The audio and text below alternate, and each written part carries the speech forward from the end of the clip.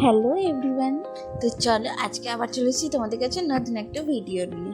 তো সকাল থেকে উঠে আজকে শরীরটা যেন একটুও ভালো লাগছিল না, খুবই খারাপ খারাপ লাগছিল। আর হঠাৎ করে এতটা গরম পড়ে গেছে না যে ভাবা যায় না। তো দেখো এখানে আমার একটা পার্সেল এসেছিল, ওটা অর্ধেকটা দেখেই রেখে দিয়েছিলাম, মানে একটু শান্তিতে যে খুলে দেখবো তার উপায় হচ্ছিল না। ওই কারণের জন্য আমি একটু বসেছিলাম, ভাবলাম যে দেখি বার করে। আর আমার বর বাজার গেছিলো, কিন্তু যখনই আমি দেখতে গেলাম তখনও চলে এসছে। এখনও এইটা আবার ঠিকঠাক আমি যে দেখবো তার দেখার উপায় হলো না। ঠিক আছে থাক, তারপরে তো রেখে দিয়েও ডাকছিল বলে গেলাম, কেন বাজারে গেছিলো বলে। তো বাজার থেকে যখন চলে এসছে আজকে আবার মাছ টাছ কিছু পাইনি, হাঁসের ডিম এনেছে। তাই বললাম ঠিক আছে এটাই তাহলে রান্না হোক। আর এদিকে দেখো বস্কর ভাতও বসিয়ে দিয়েছে আর আমাদের ভাতটাও হচ্ছে। তো এর মধ্যে আছে হাঁসের ডিম। ও বললো আজ হাঁসের ডিম এনেছি, তুমি হাঁসের ডিমটাই একটু ভালো করে সুন্দর করে করো। ঠিক আছে তাহলে তাই। তো হাঁসের ডিম ভালো করে ধুয়ে নিয়ে পরিষ্কার করে নিয়ে দেখো জল নিয়ে নিয়েছি, দিয়ে এবার হাঁসের ডিম না যখনই তোমরা সেদ্ধ করবে এমনি সেদ্ধ করবে না, ওর মধ্যে অল্প একটু নুন আর এক কুচো লেবুর টুকরো দিয়ে দেবে। তাহলে কিন্তু না অনেকে হাঁসের ডিমের একটা গ্যাস থাকে, সেই কারণে খেতে চায় না, কিন্তু এই লেবুটা দিলে সেই গ্যাসটা কেটে যায়। এবার অনেকেই বলবে যে তোমরা যে দিদি ডিমটা তো ভেতরে আছে, কিন্তু তবুও এটার একটু কিছু কাজ হয়, আর তোমরা করে দেখো তাহলে অবশ্যই বুঝতে পারবে। আমি নুন আর লেবু দিয়ে ডিমটাকে সেদ্ধ চাপিয়ে দিয়েছি। আর হাঁসের ডিম সেদ্ধ হতে না অনেকটাই দেরি হয়, তাই জন্য বাকি কাজ সেরে ফেলে আমি এখানে ডিমটা সেদ্ধ করে নিয়ে চলে এসেছি রান্নাঘরে। রান্নাঘরে এসে এবার ডিমের খোসাগুলো সবগুলো ছাড়িয়ে নেব। আর একটা কাজ কি বলো তো, শরীর ভালো থাক আর খারাপই থাক, ঘরের যে কাজ আছে সে না করে তো আর উপায় নেই, কাজ তো করতেই হবে। ওই কারণের জন্য এলাম না তাড়াতাড়ি ঝপঝপ করে বসে না থেকে রান্নাগুলো সব সেরে ফেলি। কেন আবার ডিম রান্না করছি বলে মায়ের কাছেও যাবো, বাবা একটু খেতে পাবে তাহলে। তো ওই কারণের জন্য ও ডিম বাবারও ভাইয়েরও এনেছিল, ওই কারণের জন্য তো তাড়াতাড়ি ঝপঝপ করে কাজগুলো মেটালেই আমি বেরিয়ে যেতে পারবো। তো চলো দেখতে থাকো তোমরা কেমনভাবে হাঁসের ডিমটা রান্না করছি, সেটাই আজকে তোমাদের সাথে শেয়ার করব। বাকি কাজগুলো শেয়ার করতে পারি না, কারণ পুরো ব্লগ করতে গেলে অনেকটা সময় লাগবে আর আরও দেরি হয়ে যাবে। তো ওই কারণের জন্য। আর একদিকে দেখো আমার গ্যাসটা জ্বেলে নিয়েছি। আর ডিম যখন রান্না করবে যে কোনো ডিমই, তার গায়ে না এরকম সুন্দর করে ছুরি দিয়ে ভালো করে কাটা কাটা করে দিলে ডিমের যে ঝোলের যে নুন তেল ঝাল মশলা সবটাই ভেতরে যাবে, খেতে খুবই স্বাদ হবে। তো এখানে আমি গা তো প্রায় সবই ফালি ফালি করেছিলাম, সেটা তোমরা পরে দেখতে পারবে। এখন যেহেতু নিজে হাতেই ক্যামেরা ধরে ভিডিওটা করছি, ও কারণের জন্য অল্প অল্প করলাম, সেটাই তোমাদেরকে দেখালাম। চলো এখানে কড়াও আমাদের গরম হয়ে গেছে, এবার কড়ার মধ্যে দিয়ে দেবো সর্ষের তেল। আর ডিম মাছ মাংস যাই বলো না কেন সর্ষের তেলে রান্না করলে কিন্তু একটা আলাদাই স্বাদ হয়। তবে অনেকে সাদা তেলেও পছন্দ করে, সেটা অসুবিধার কিছু নেই, সাদা তেলেও তোমরা করতে পারো, কিন্তু আমি এখানে সর্ষের তেলটাই ইউজ করেছি। আর আমি যে কোনো মাছ মাংস ডিম রান্নার সময় কিন্তু বেশিরভাগ সময় সর্ষের তেলটাই ইউজ করে থাকি। তো এরপর তো তেলটা গরম হচ্ছে, ততক্ষণ আমি গেলাম আবার ঝপঝপ করে আলু পেঁয়াজ আদা রসুন টমেটম সব কিছু মানে সবজি আনাজগুলো কেটে নিতে, বসে বসে আস্তে আস্তে করে কেটে নিচ্ছিলাম। তারপরে কাটতে কাটতে তো হাজার রকম কাজের থাকে, ঘর মানেই যেন ঘরে এত কাজ থাকে যে সারাদিন করেও যেন শেষ হয় না। ততক্ষণে আমি কিন্তু এটা বন্ধ করে দিয়েছিলাম গ্যাসটা, নাহলে অনেকটাই মানে লেট হবে আমার যেহেতু সবজিগুলো কাটতে, ওই কারণের জন্য। তো চলো সবজিগুলো ভালো করে কেটে নিয়ে পরিষ্কার করে নিই, তারপরে যাওয়া যাবে রান্নাঘরের দিকে।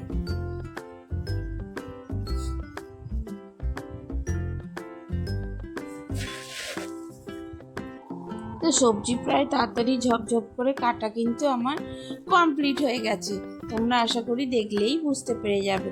তারপর চলে এসেছি রান্নাঘরে। এবার দেখো ডিমগুলো তো আমি সব কিছু ছাড়িয়ে পরিষ্কার করে কেটে রেখেছি। এবার দেব হচ্ছে ডিমে অল্প কিছু মশলা মাখিয়ে রাখবো, তাতে কিন্তু ভাজার সময় ডিমটা আরও ভালো হবে। তো প্রথমে দিয়ে দিলাম নুন, তারপরে দিচ্ছি কালো গোলমরিচ, মানে কালো মরিচ যেটাকে বলে, অনেকে গোলমরিচও বলে থাকে। তারপর আস্তে আস্তে দিয়ে দেবো এর মধ্যে হলুদ অল্প পরিমাণে, তারপরে সামান্য একটু লাল লঙ্কার গুঁড়ো দিয়ে এটাকে কিন্তু ভালো করে নাড়াচাড়া করে ভালোভাবে মিশিয়ে রেখে তারপর কিন্তু তেলে ভাজা ভাজা করে ভাজবো। আর অনেকেই আছে যারা ডিম কিন্তু বেশি ভাজতে পছন্দ করে না, আবার অনেকে বেশি ভেজেও করে। তো আমার বেশি কমের কিছু নেই, আমি মিডিয়ামভাবে ডিমগুলোকে ভেজে তুলে রাখি। তো দেখো মাখানোর সময় যেমন একটা খুব সুন্দর লাগছে, এটা দেখো আমি হাত ছাড়াই কিন্তু বাটিতে নাড়িয়েই ভালো করে মাখিয়ে নিয়েছি। আর এই যে এখানে দিয়ে দিয়েছিলাম তেল গরম হয়ে যাওয়ার পরেই হয়ে যাচ্ছে ডিমগুলো আমি আস্তে আস্তে ছেড়ে দিচ্ছি।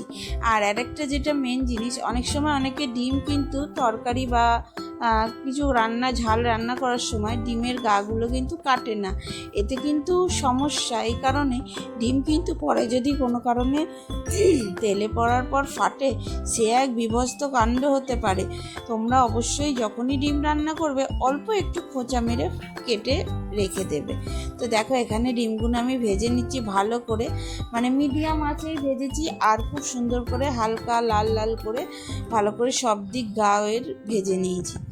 যেহেতু হাঁসের ডিম খুব একটা ভাজলে ভালো লাগবে না, কেন চামড়া চামড়া হয়ে যাবে, ওই কারণে জন্য আমি অল্প স্বল্পই একটু ভেজেছি। দেখো এবার বুঝতে পারছো তো গাগুলো কতটা কাটা।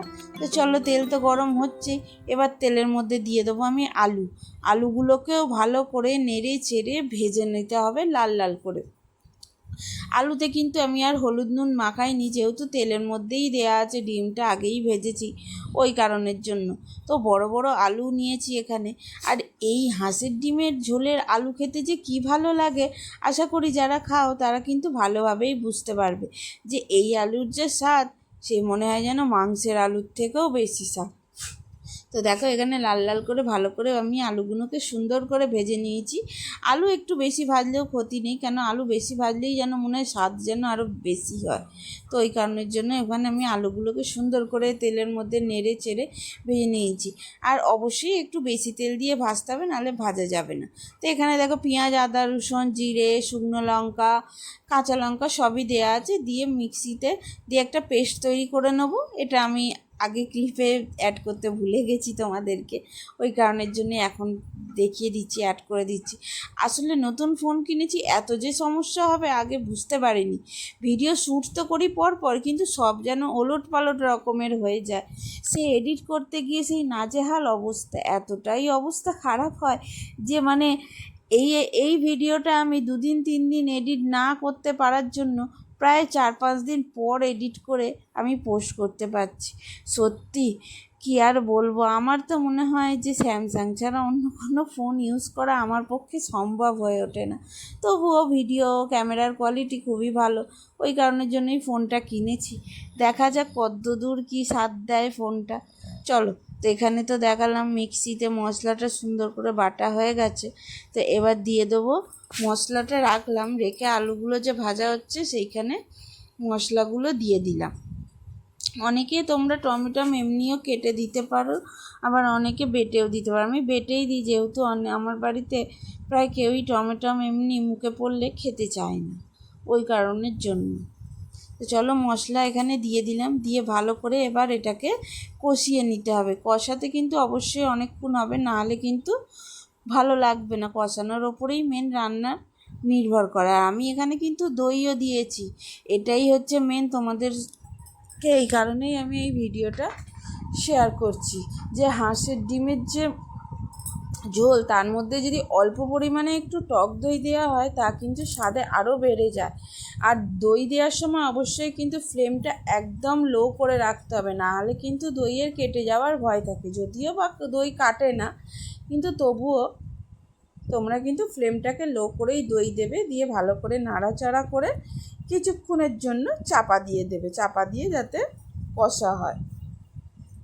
তো দেখো কষিয়ে কষিয়ে পুরো মশলা থেকে তেল বেরিয়ে গেছে। তো এখন আমাদের কিন্তু মশলা ভাজা পুরোপুরি রেডি হয়ে গেছে কিন্তু, আর খুব সুন্দর একটা সেন্টও ছাড়ছে।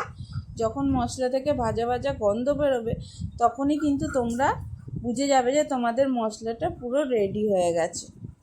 তো এরপর দিয়ে দিচ্ছি দেখো নুন, তারপরে দিয়ে দেবো হলুদ, একটু সামান্য জিরে গুঁড়ো, যেহেতু আমি জিরেটা বেটেছিলাম তবুও অল্প একটু জিরে দিলাম, আর কাশ্মীরি লাল লঙ্কার গুঁড়ো। এতে কিন্তু কালারটা খুব সুন্দর হয়, এমনিও সুন্দর হয়েছে। তারপর মশলাগুলো দিয়ে কিছুক্ষণ ভালো করে নাড়াচাড়া করে নেবো, কেন খুব বেশিক্ষণ আবার এটা কষানোর কোনো দরকার নেই। অল্প কিছুক্ষণের জন্য ভালো করে নেড়ে চেড়ে মানে রান্নাটাকে ভালো করে কষিয়ে নিয়ে তারপরে তোমাদের সাথে শেয়ার করছি। দেখো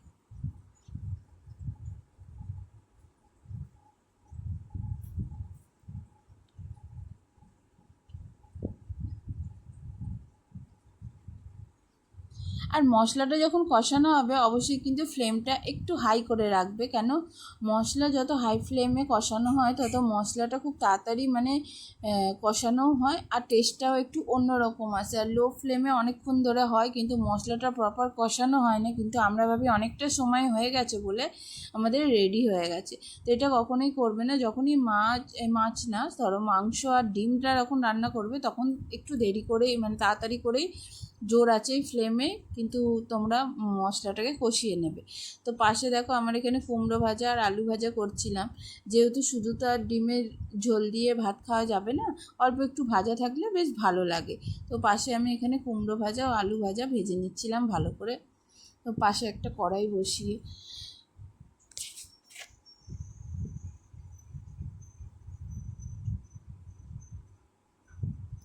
তো এখানে দেখো আমি পাশে তো ভাজাগুলো ভেজে নিচ্ছিলাম, আর আমার এখানে মনে হচ্ছিল যে যেন মশলাটা আমার প্রপার রেডি হয়ে গেছে, কেন খুব সুন্দর একটা মশলার গন্ধ ছাড়ছিল।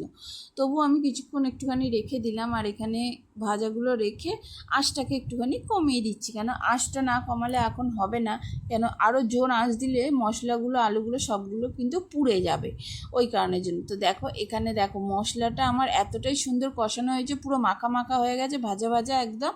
এবার কিন্তু ফাইনালি এর মধ্যে দিয়ে দেবো আমি জল অ্যাড করার সঙ্গে সঙ্গে এত সুন্দর সেন্ট যে মানে বেরিয়েছে গন্ধটা যে বলার কথা না। মশলা আমার প্রপারভাবে পুরো রেডি কষানো হয়ে গেছে। এখানে জল দিলাম, দেখো ঝোলের কালারটাও কিন্তু খুব অসাধারণ এসেছিলো, আমার তো খুবই ভালো লাগছিলো দেখে। যাকগে, আর হাঁসের ডিম কিন্তু এভাবেই রান্না করবে। আর এখন আমাদের পোলট্রি মুরগির যে ডিম হয় তার তো মানে ডিম শুধু খাই নামেরই, স্বাদ তো তার কিছুই বুঝতে পারি না, কেন কে জানে। তো হাঁসের ডিমের স্বাদটা তবুও একটু বোঝা যায়, ওই কারণের জন্যই ভালো লাগে। আর আমার দেখো এখানে বয়স্ক সোনা তো গরমে অবস্থা খারাপ, বেচারা শুয়ে আছে ঠিক এসি সোজাসুজি, ভাবছে মা কখন একটু এসি চালালে আমি এসির ঠান্ডা হাওয়াটা একটু পাই।